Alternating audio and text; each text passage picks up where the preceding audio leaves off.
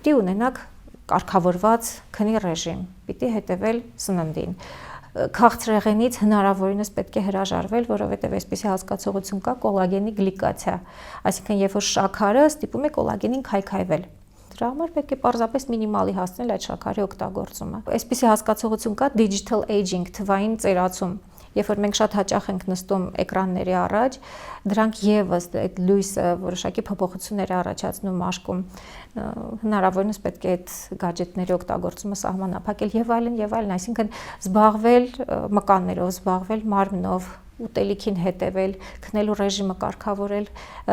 ջուր խմելը կարգավորել եւ այլն, մատերս չեն հերիքի, որպեսզի թվարկեմ դրանք բոլորը, այսինքն հարցը մենակ մաշկի մեջ չի։ Եվ ներսից պետք է նաև ներսից եւ ավելի նորից եմ կրկնում հոլիստիկ, ավելի ամբողջական մոտեցում պիտի լինի մարդու հանդեպ, որը որ հնարավորություն է տալիս կատարել այդ թվում նաև մաշկաբանությունը, կոսմետոլոգիան։